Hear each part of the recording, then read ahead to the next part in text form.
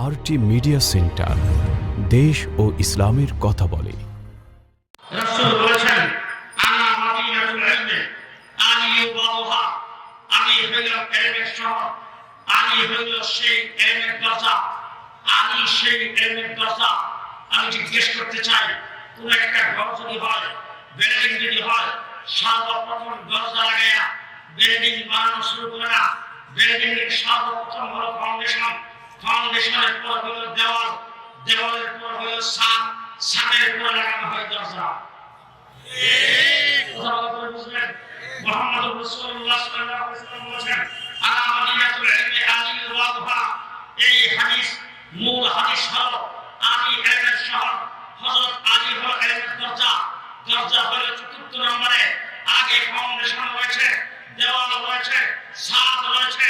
এবার রাসূল সাল্লাল্লাহু আলাইহি ওয়াসাল্লাম হাদিসের মর্ম হলো, আমি ইলমের শহর, হযরত আবু বকর সিদ্দিক ইলমের ফাউন্ডেশন, আমি ইলমের শহর, উমর ইবনে খাত্তাব ইলমের দেওয়াল, আমি ইলমের শহর, হযরত উসমান ইলমের ছাদ, আমি ইলমের শহর, আলী হলো দরজা। সর্বপ্রথম ফাউন্ডেশন হযরত আবু বকর সিদ্দিক, রাসূল ইন্তেকাল করেছেন, আবু বকর সিদ্দিক রাহিমাহুল্লাহ মুসলিম আমিরুল মুমিনিন হয়েছেন, ইমামতি করেছেন মসজিদে নববীতে মদিনায়, রাষ্ট্র চালাচ্ছেন মদিনা থেকে, সৈন্য প্রেরণ করেছেন মদিনা থেকে, ফতোয়া দিয়েছেন মদিনা থেকে, ডাইরেকশন দিয়েছেন মদিনা থেকে, হুকুম জারি করেছেন মদিনা থেকে, ইন্তেকাল করেছেন মদিনায়, দাফন করা হয়েছে রাসূলের রওজার কিনারে। আসছে দেওয়াল, হযরত উমর ইবনে খাত্তাব রাষ্ট্র পরিচালনা করেছেন মদিনায়, নামাজ পড়িয়েছেন, ইমামতি করেছেন মসজিদে নববীতে, রাসূলের মুসাল্লায় ফরমান জারি করেছেন মদিনা থেকে, ফতোয়া দিয়েছেন মদিনা থেকে, রাষ্ট্র চালাইছেন মদিনা থেকে, শাহাদাত বরণ করেছেন আল্লাহর নবীর মুসাল্লায়, মসজিদে নববীর মেহরাবে দাফন করা হয়েছে রাসূলের রওজার কিনারে। চতুর্থ নম্বর খলিফা উসমান, তিনি আসছেন হযরত আবু বকর সিদ্দিকের সিস্টেম, হযরত উমর ইবনে খাত্তাবের সিস্টেম, আল্লাহর নবীর দেওয়া জীবন ব্যবস্থা সবকিছু নিয়ে রাষ্ট্র পরিচালনা করেছেন মদিনায়, ফরমান জারি করেছেন মদিনায়, ইমামতি করেছেন মসজিদে নববীতে মদিনায়, শাহাদাত বরণ করেছেন মদিনায়, জান্নাতুল বাকিতে মদিনায় থেকে দাফন করা হয়েছে। চতুর্থ খলিফা আলী ওয়াহা, আলী হলেন দরজায়। চতুর্থ খলিফা আলী, হযরত উসমানের আইন কানুন, হযরত আবু বকর সিদ্দিকের আইন কানুন, উমর ইবনে খাত্তাবের আইন কানুন, আমার নবীর দেওয়া সমস্ত দ্বীনের মুকাম্মাল দ্বীনের আইন কানুন সবকিছু নিয়ে চতুর্থ খলিফা হযরত আলী দরজা খুলছে রেখা কুফায় রাষ্ট্র পরিচালনা করেছেন, কুফায় ফরমান জারি করেছেন কুফা থেকে, সৈন্য প্রেরণ করেছেন কুফা থেকে, মাদ্রাসা কায়েম করেছেন কুফায়, আলী শাহাদাত বরণ করেছেন কুফায়, ইমামে আযম আবু হানিফা জন্মগ্রহণ করেছেন কুফায়। সুবহানাল্লাহ। আলী দরজা খুলছে কোথায়? কুফায়। আলীর দরজা দিয়ে ইলম বের হয়েছে, ইমামে আযম আবু হানিফা জন্মগ্রহণ করে সেই ইলম গ্রহণ করেছে। সেই ইলম গ্রহণ করে ইমামে আযম আবু হানিফা রাহমাতুল্লাহি আলাইহি এই উম্মতের জন্য 13 লক্ষ মাসালা লিপিবদ্ধ করেছেন। সুবহানাল্লাহ। আস্তে করে বলছেন 13 লক্ষ মাসালা এই উম্মতের জন্য লিপিবদ্ধ করেছেন ইমামে আযম আবু হানিফা। সেই ইমামে আযম আবু হানিফা রাহমাতুল্লাহি আলাইহির মাধ্যমে দ্বীন লিখিত হয়েছে, দ্বীন কমপ্লিট। আমার নবী মুহাম্মদুর রাসূলুল্লাহ সাল্লাল্লাহু আলাইহি ওয়াসাল্লামের মাধ্যমে দ্বীন প্রচারিত হয়েছে, সাহাবায়ে কেরামের মাধ্যমে দ্বীন কমপ্লিট, দ্বীন প্রচারিত। এবার যখন দ্বীন লিপিবদ্ধ করার প্রয়োজন হয়েছে,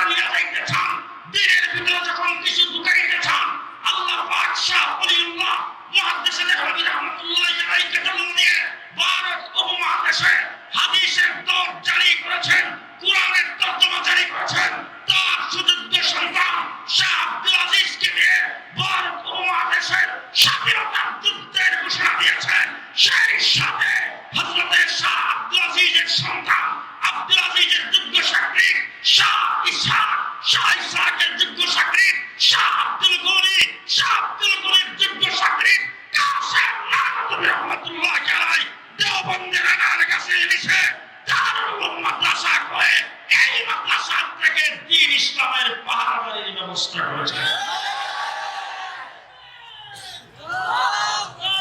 দ্বীন বাংলাদেশ শহীদ হয়েছে ৩০ লক্ষ শহীদের বিনিময়ে। এই সমস্ত সারাদারি আপনারা বলতে পারবেন স্বাধীনের পর ঘোষণা আসলো মুক্তিযুদ্ধের অস্ত্র জমা দাও।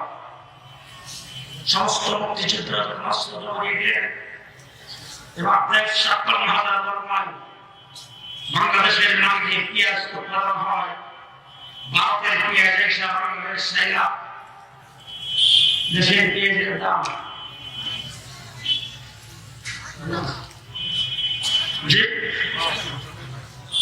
আবার বাংলাদেশে যখন পেঁয়াজ উৎপাদন হয় সেগুলি আবার বাহিরে প্রচার হয়। তাহলে বাংলাদেশের পেঁয়াজ যাতে বাহিরে যাইতে না পারে, বাংলাদেশের ইলিশ মাছ যাতে অবৈধভাবে বাহিরে যাইতে না পারে, বাংলাদেশের জিনিসপত্র যাতে বাহিরে যাইতে না পারে, দূষিত কোনো জিনিস বাংলাদেশের বাজার ক্ষতি করবে, বাংলাদেশের জিনিসপত্রের দাম কমাবে এবং কোনো জিনিস বাইরে থেকে যদি আসতে না পারে, এই জন্য বর্ডার গার্ডের দরকার। কিয়ামত পর্যন্ত থাকবে সাজিয়ারা মাদ্রাসা, খুলনা দারুল মাদ্রাসা, হাটাজারি মাদ্রাসা, লালবাগ মাদ্রাসা, বাংলাদেশের কোন কওমি মাদ্রাসা দ্বীন ইসলামের কন্টেক্টটা নয়, দ্বীন ইসলামের পাহারাদার। দ্বীন ইসলামের ভিতরে কেউ যদি কোনো কিছু ঢুকাইতে চায় আমরা সেটাকে প্রতিহত করব। কেউ যদি কিছু বের করতে চাই আমরা প্রতিহত করব। আমি নামাজ পড়া সবাই কয় রাকাত? 20 রাকাত। এবার যদি কেউ আইসা 12 রাকাতকে বের করে ডাস্টবিনে নিক্ষেপ করতে চায়, 8 রাকাত রাখতে চায়, আমরা পারবো। জি জুমার নামাজের আযান কয়টা? জি কেউ যদি আইসা একটা আযান রাখা আরেকটাকে মাইনাস করতে চায় আমরা পাহারাদার। জি মুহাম্মদ রাসূলুল্লাহ সাল্লাল্লাহু আলাইহি ওয়াসাল্লামের মুয়াজ্জিন হযরত বিলাল মসজিদে নববীতে আযান দিয়েছেন, আল্লাহু আকবার আল্লাহু আকবার বলে শুরু করেছেন, লা ইলাহা ইল্লাল্লাহ বলে শেষ করেছেন। এখন যদি আযানের ভিতরে সালাত ও সালাম আগে এবং পরে কেউ ঢুকাইতে চায় আমরা পাহারাদার। কথা আসতে বলবেন না। কোন ব্যক্তি যদি তার স্ত্রীকে প্রকাশ্যে 3 তালাক দিয়ে দেয়, তাইলে আল্লাহ রাসূলের বিধান, সাহাবায়ে কেরামের বিধান, খুলাফায়ে রাশিদিনের বিধান, আইম্মায়ে মুজতাহিদিনের বিধান 3 তালাকে হবে। কেউ যদি অবৈধভাবে যার সন্তান সৃষ্টির উদ্দেশ্যে 3 তালাককে 1 তালাক বলতে চায় আমরা পাহারাদার।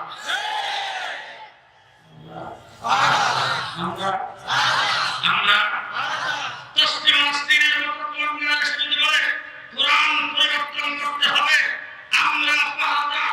হাইকোর্ট থেকে যদি কেউ রাষ্ট্রধর্ম ইসলামকে বাতিল করার ঘোষণা দেয় আমরা পাহারাদার। আল্লাহ পাকের কারণে আল্লাহ পাক ফতোয়া দিয়েছেন, আল্লাহর নবী হাদিসে ফতোয়া দিয়েছেন, ফতোয়ার বিরুদ্ধে যদি কোন বিচারপতি রায় দেয় আমরা পাহারাদার। এই দেশের মানুষকে শিখা চিরন্তন জায়া, শিখা অনির্বাণ জায়া মুশরিক বানাইতে চাইলে শাইখুল হাদিস আল্লামা হাদিসুল হকের নেতৃত্বে আমরা পাহারাদার। নাস্তিকের মুক্তাদারা শাহবাগে আস্তানা গেলে আল্লাহর নবীকে গালি দেবে, সরকারের বিরুদ্ধে আরেকটা সরকার কায়েম করবে আল্লামা আহমদ শফীর নেতৃত্বে শাপলা চত্বরে রক্ত দিয়ে আমরা পাহারাদার।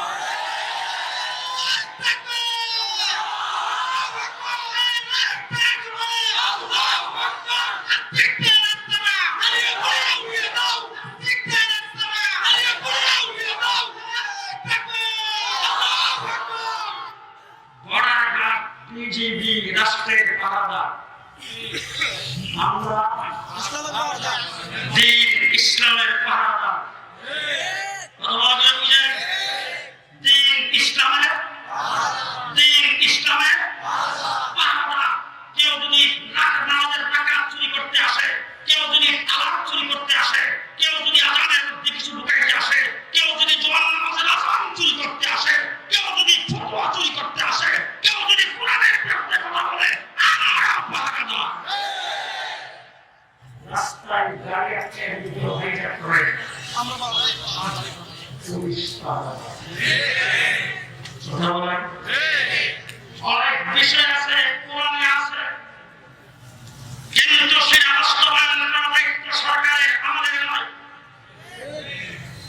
কি চুরি করলে হাত কেটে দাও,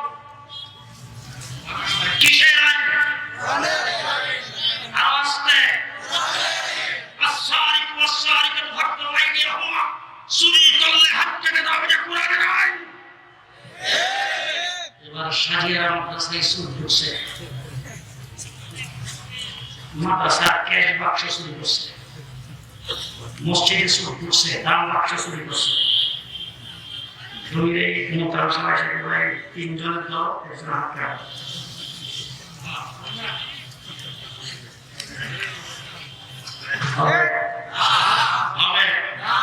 তার কারণ হলো এইটাকে, এই আইন যদি জারি করতে চান সরকারের প্রয়োজন হবে, বিচারালয়ের প্রয়োজন হবে, ইসলামের দৃষ্টিতে কাজীর প্রয়োজন হবে।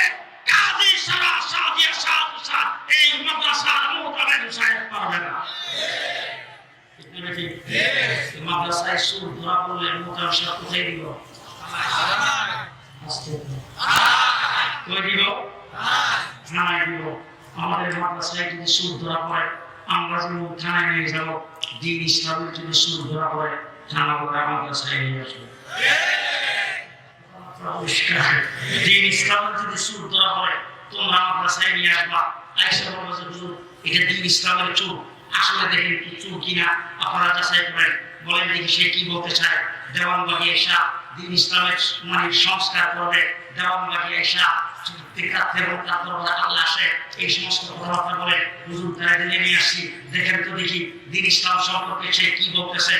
সুদ না টাকা এটা নিয়ে আসবো মাদ্রাসায়, আর মাদ্রাসায় কোনো মালের সুদ ধরা পড়ে এটা নিয়ে যাবে থানায়।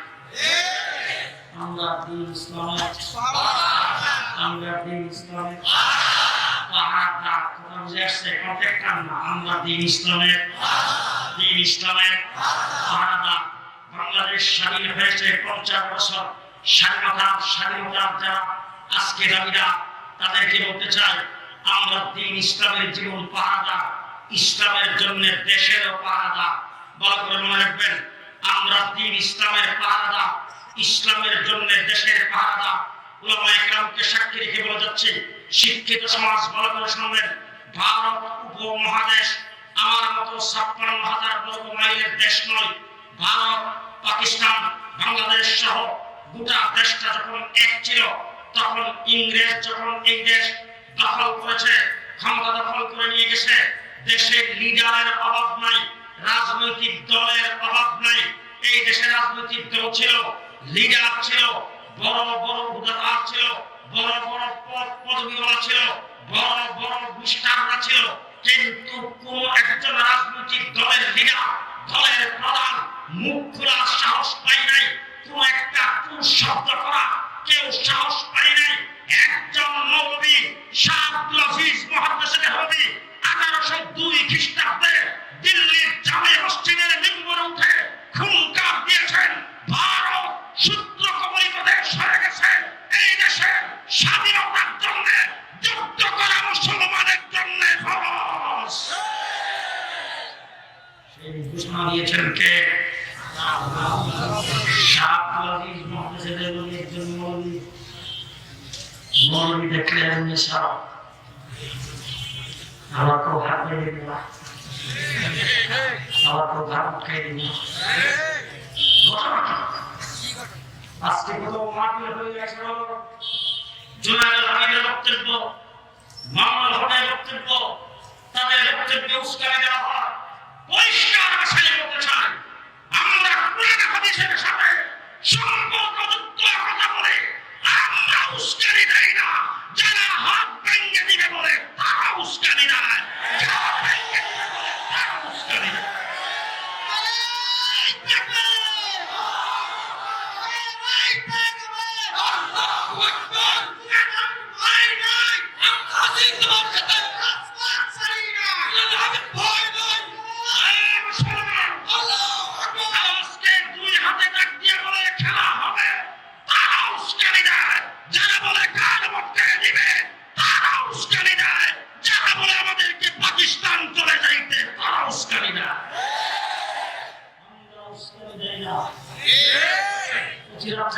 মানুষের সামনে কথা বলে মানুষের মগজ দোলাই করি, মানুষকে মানুষ বানাই আমরা, চুপ ডাকাত বানাই।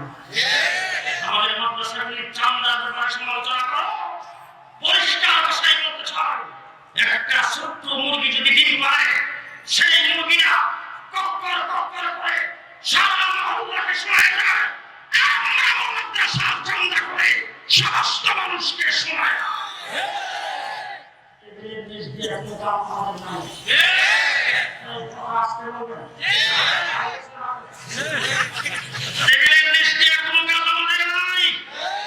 আমরা রাস্তার মধ্যে ট্রাক খাড়া করে টাকা রাখি না। আমাদেরকে 5 টাকা কেন দিলে, 500 টাকা কেন দিলে, 5,000 টাকা কেন দিলে, চোখের পানি ছেড়ে হাতের মধ্যে ধরে তারপর দোয়া চায়। বাবার জন্য দোয়া করবেন, আমার সন্তানের জন্য দোয়া করবেন। হুজুর 5,000 টাকা দেওয়া, 500 টাকা দেওয়া আল্লাহ তৌফিক দিয়েছেন। হুজুর 500 টাকা দিলাম, আল্লাহ যদি তৌফিক দেয় হুজুর আরো বেশি দেব, হুজুর আরো বেশি দেব। দোয়া করেন হুজুর জমি জমা করে ফসল ভালো হয়, ব্যবসা বাণিজ্যের জন্য আল্লাহ পাক উন্নতি দেয়। আর তোমরা রাস্তা কেনাকাটা করে যখন ট্রাক খাড়া করে টাকা রাখো, ট্রাকটা সামনের দিকে পালাই বলে তোর উপর আল্লাহ গজব পড়ো। পরিষ্কার ভাষায় বলতে চাই, আমরা মানুষের কাছ থেকে আওয়াজ করে ঠান্ডা করি, মানুষের কাছ থেকে আওয়াজ করে টাকাই টাকা নিয়ে সেই টাকার মাধ্যমে আমরা হাফিজ হুজুর তৈরি করেছি, পিকটি হুজুর তৈরি করেছি, শামসুল হক ফরিদপুরি তৈরি করেছি, দ্বীনের মুজাহিদ আল্লাহ পাক নাগরিক তৈরি করেছি, মুজাহিদি তৈরি করেছি। আর তোমরা টেবিলের নিচ দিয়া বরাদ্দকৃত টাকা নিয়ে মানুষের ট্যাক্সের পয়সা নিয়ে চুরা ডাকাত তৈরি করো। আজকে যদি থানা পুলিশ যদি খুব চুলকে রেস্ট করে 4 মাসের জন্য চালান দিলে জেল খেতে আসার পরে শাস্ত্রে বসে একজন আরেকজনের করে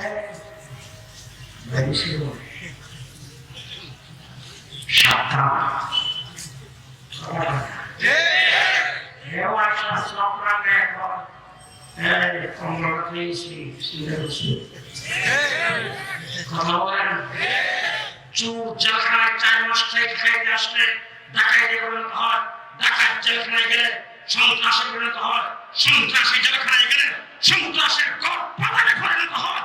পরিষ্কার ভাষায় বলছি, চোর ডাকাত গুন্ডা বদমাশ সাজিয়া মাদ্রাসা মুহতামিম সাহেবের কাছে নিয়ে আসো, আনা মসজিদের ইমামের কাছে 4 মাসের জন্য কাটতে দিয়ে সালাম করে দেব।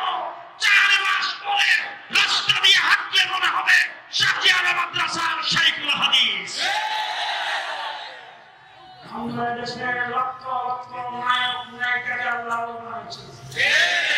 আমরা দেশের লক্ষ লক্ষ চোর ডাকাত গুন্ডা বদমাশকে আল্লাহ বানিয়েছে। আমাদের কোথায় পুরস্কার নেই, আমরা কাউকে পুরস্কার দিই না, কোরআন ও হাদিস সম্মত কথা বলি, কিন্তু আমাদেরকে যদি পুরস্কার দাও আমরা ছেড়ে দেব। হযরত আবু বকর সিদ্দিক ঠান্ডা একবারে ঠান্ডা বদরের যুদ্ধে সাহাবায়ে কেরাম যখন কাফেরদেরকে অ্যারেস্ট করেছিল, আল্লাহর নবী মিটিং ডাকছে, মিটিং এর মধ্যে সর্বপ্রথম জিজ্ঞেস করছে, আবু বকর আপনি কি বলেন? আবু বকর সিদ্দিক বলে, হুজুর এদেরকে কয়েকদিন জেলখানায় সাইডে রেখেই বাবা হয়, হয়তো ভবিষ্যতে বুঝে আসলে এরা ইসলাম কবুল করবে, আর না হলে এদের সন্তান ভেবে এরা ইসলাম কবুল করবে। হযরত ওমর ইবনে খাত্তাব জিজ্ঞেস করলেন, ওমর ইবনে খাত্তাব মিটিংটা যে সমালোচ করেছিলাম ভিতরে ঢোকাই তো আর বিশেষ স্যার 70টায় মাত্র আমার বিশেষ থেকে বেশি কয়েকটা রুহামা ওবাইদাতুন আসিফা ওয়া কুফা ঠান্ডা বুঝে বুঝে ঠান্ডা যাইতেছে রাস্তা দিয়ে হাইটা কয়েকজন ইহুদি বৈশাখ কমিটি সেখানে বসে আলোচনা করতেছে। আবু বকর সিদ্দিকের দেখা ইহুদির এক লিডার সাথী সঙ্গীদেরকে বলতেছে, মুসলমানদের আল্লাহ আছে গরিব হয়ে গেছে।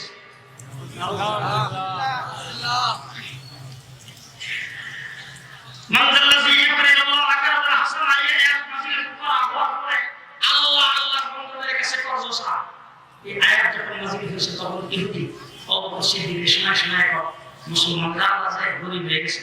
মুসলমানদের কাছে কত চাই তো সিদ্দিক শূন্য একটা মাস ঠান্ডা যদি কোনো সময় সেটে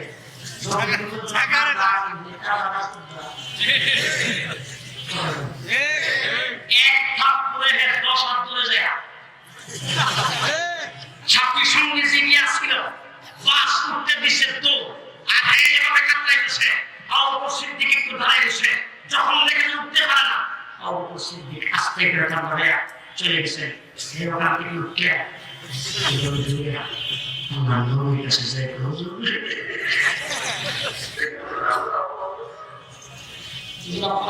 কি করছে দেখেন আল্লাহ বলে তুমি শুনছিলাম আমার বাইরে কাছে বাইরে না খুব ভালো করেছি বলতো আমার উপরে কেমন লোক লাগে দেখো চিন্তা করে আমার মন কথাবার্তা বলতেছে এমন সময় আমার উপর সিদ্দিক এসে হাজির আল্লাহ বলে অবকর সিদ্দিককে ডাক দিয়ে বলছেন অবকর আপনারা কি মুখান করছে অবকর সিদ্দিক করছি না কেন করার পর খারাপ গেছিল যদি সময় আপনার সামনে এসে আপনার অনুমতি ছাড়া লাগানো যাবে না এর জন্য অনুমতি দেন আরেকটা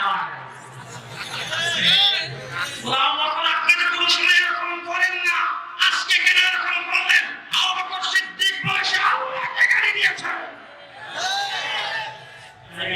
আল্লাহ আমাদের মিস্টার সাহেব আমাদের মুখে খুব ঠান্ডা মুসলিম খুব ঠান্ডা খতিব সাহেব খুব ঠান্ডা আমাদের আহমদ শরীফ 93 বছর বয়স খুব ঠান্ডা জীবনের দুর্বল করা হয়েছে রাসূলকে গালি দিয়েছে আহমদ শফি করে থাকতে পারে নাই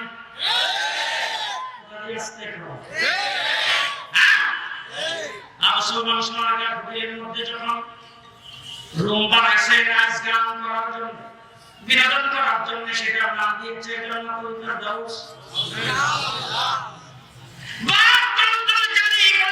দেশের মানুষের ইমানকে নষ্ট করতে চেয়েছে সেটা সব জায়গার মধ্যে কায়েম করে দেশের মানুষকে ইমান খারাপ করতে যখন চেয়েছে খানকার থেকে হাফিজি হুজুর বের হয়ে 81 সনের রাষ্ট্রপতি নির্বাচনে দাঁড়িয়েছেন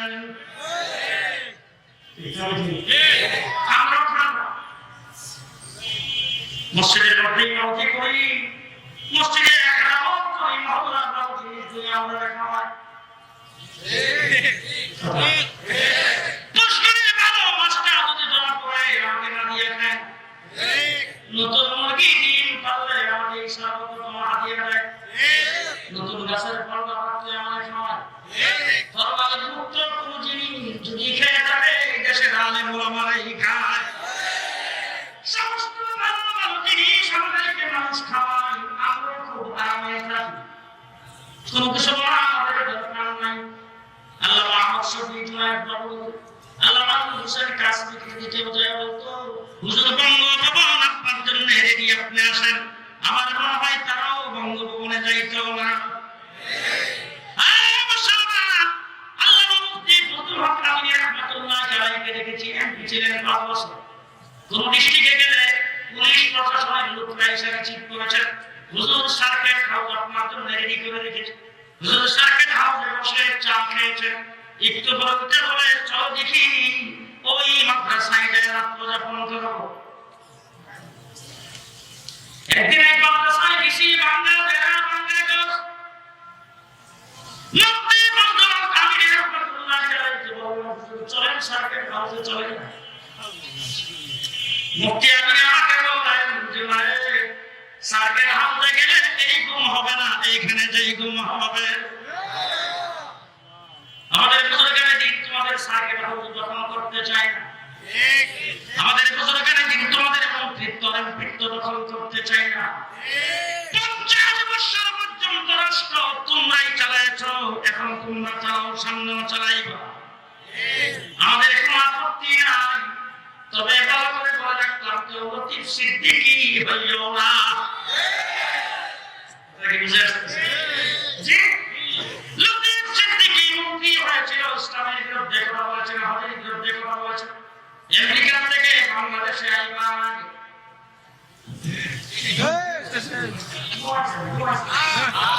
জি, আমেরিকার বসে কথা বলেছেন বাংলাদেশে আইবার আগে ঘুমাইছেন। তসলিমা কোরআনের বিরুদ্ধে কথা বলেছেন, বাংলাদেশে থাকতে পারে নাই, মৃত্যুর আগে কোনোদিন বাংলাদেশে আসতে পারবে না। ঠিক না বেঠিক? 50 বছর পর্যন্ত আমাদের বুজুর্গের দিন যেভাবে দ্বীনের পাহারাদারি করেছেন, তারা দুনিয়ার থেকে চলে গেছেন, আমরা তাদের তশকিল করা।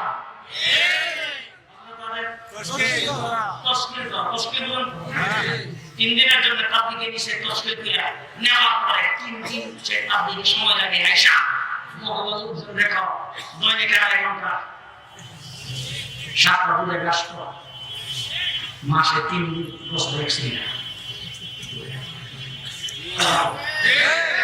রাস্তা দিয়ে হাঁটা একটা মোটামুটি কয়েকটি কথার উপর মেহনত করি আমল করিতে পারিলে যদি কোনো ব্যক্তি যান সেখানে গেলে দেখবেন নামাজের সালাম দিয়ে এবার একদম দাঁড়াইছে, দাঁড়ায় পরে ভাই দুষ্ট বুজুর্গ জরুরি একটা আল্লাহর হুকুম মানা আসলে তো এটা মতো সব খুলনার মার্কাজে গেলেও এই শব্দ বেশ কম,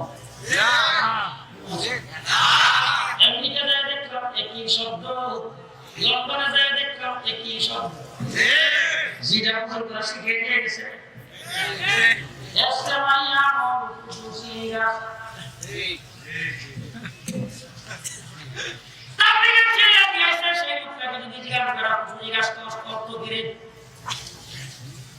শব্দ মুখস্থ কথা বছর পর্যন্ত সাইফুল হাদিস আর মুফতি আমিনীর সঙ্গে কাটাইছে। আমি যুদ্ধ 7 বছর ছিল, 33 বছর সাইফুল হাদিস আর মুফতি ফজলুল হক আমিনীর সঙ্গে কাটাইছে। আল্লাহ মোহাম্মদ শফিউল আলম ছিলাম পরিষ্কার বলে গেল, বুজুর্গরা যা শিখায় গেছেন তার বাহিরে কিছুই করা যাবে না। 50 বছর পর্যন্ত আমার দেশের বুজুর্গরা কোনো বাতিলকে জীবন ছেড়ে দেয় নাই। সামনে কোনো বাতিল আসলে জুনায়েদ আল হাবিব আর মামুনুল হক ছেড়ে দেবে না।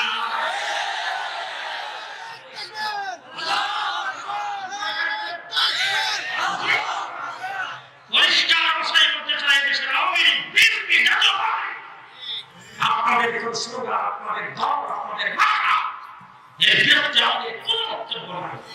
এই রাস্তা দিয়ে যখন নির্বাচন আসে নৌকাওয়ালা স্লোগান দিয়ে যায়, গাড়ির শিশুরা স্লোগান দিয়ে যায়, লা ইলাহা ইল্লাল্লাহ, গাড়ির শিশে বিসমিল্লাহ, লা ইলাহা ইল্লাল্লাহ, নৌকাওয়ালা ইল্লাল্লাহ। আর এখানে আইসে নেতারে কানে কানে বড় মাথা সাসা হুজুর আছে বসে স্কুল কলেজে গেলে এক কাপ চাও খাওয়ায় না, আমার বাবার কাছে আসলে চা বিস্কিট নাস্তা খাওয়ায়, মাথায় হাত দিয়া মুশতাক সাহেবের আগে যারা ছিলেন তারাও দোয়া করেছেন, উনিও দোয়া করতেছেন। 50 বছর তোমাদের জন্য দোয়া করেছি, সামনেও করব। তোমাদের কোনো মার্কার বিরুদ্ধে আমাদের কোনো বক্তব্য নাই, কোন স্লোগানের বিরুদ্ধে কোনো বক্তব্য নাই, কোন দলের বিরুদ্ধে কোনো বক্তব্য নাই, কোন সরকারের বিরুদ্ধে কোনো বক্তব্য নাই। আমাদের বক্তব্য নাস্তিক আর মুক্তাদের বিরুদ্ধে, আমাদের বক্তব্য ইসলাম বিরোধীদের বিরুদ্ধে।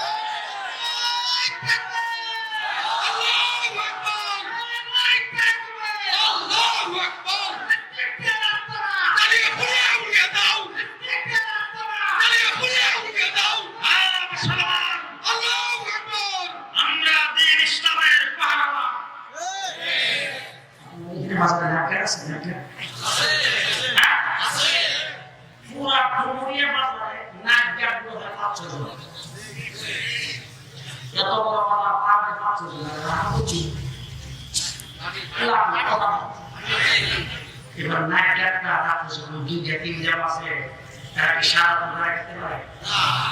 দোকানের বারান্দা, রাস্তার আইনের উপরে, রাস্তার কিনারে একটা টুল ফালায়া জুতার গুলি নিচে দিয়া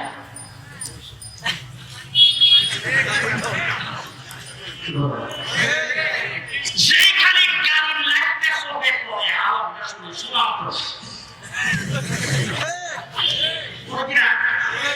জি উদার করে কি দুমায় না গান যেটা আছে সেদিকে আসে আসে আর কি করে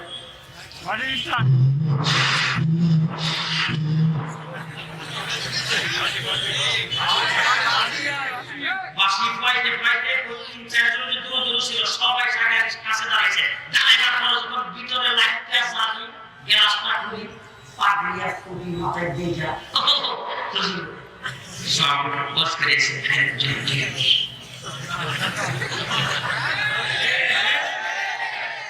যখন চুলার টাকা আসে আমার মতো প্রাইভেট কার নিয়ে আসে আমি তাকে আমার খাবে না প্রাইভেট তিনজন সুদ ডাকাতের গাড়িতে কম করতে পারবো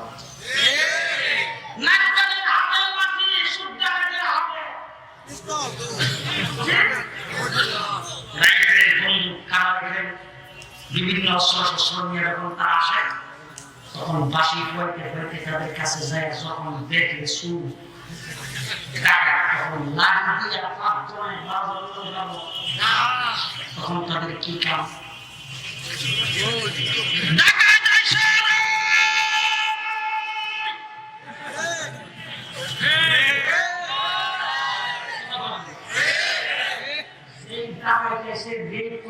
দোকানে আশেপাশে বাড়ি দৌড়ে যে যেখানে আছে যার হাতে যেটা ছিল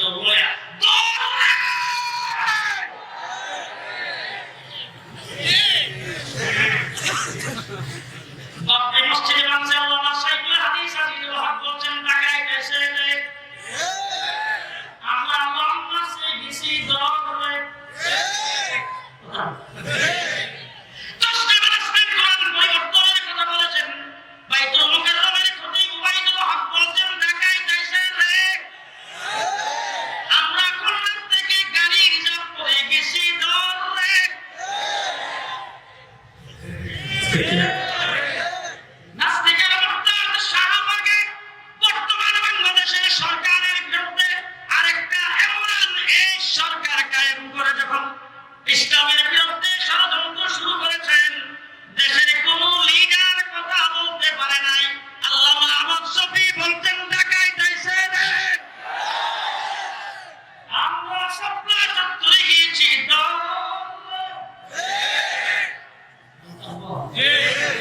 সাজিয়া মাদ্রাসা মাদারুল মাদ্রাসা গোটা বাংলাদেশের সর্ব মাদ্রাসা দিনের নায়িকা এরা তখন কাউকে টাকা মনে করবে জোরে যখন আওয়াজ দিবে টাকা খাইছে দেই আপনারা দল দেই বলে সামনে যাইতে কে কে রাজি আছেন সকালে বলেন আমিন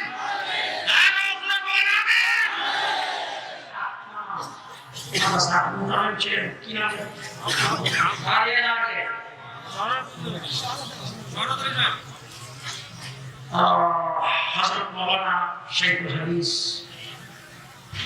মাহবুব রহমান 1981 সালে হযরত হাফিজ জিল্লুর রহমাতুল্লাহ আলাইহি ওয়াক্কাস মাহফিল নির্বাচন করে 81 এর পর যখন খেলাধুলা নিয়োগ করেছে এই বন্ধা ওই সময় থেকে আমাদের সাথে করছে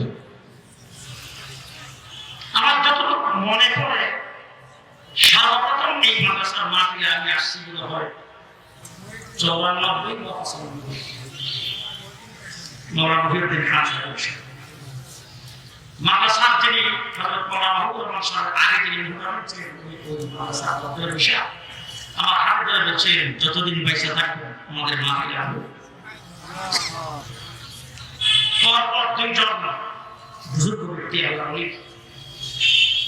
হযরত মাওলানা মাহবুব রহমান সাহেবের চেহারা দেখলে মনে হতো লোকটা কেমন ঠিক দীর্ঘদিন আগে এই খুলনা দেখেছি ঢাকায় যাওয়ার পর দেখেছি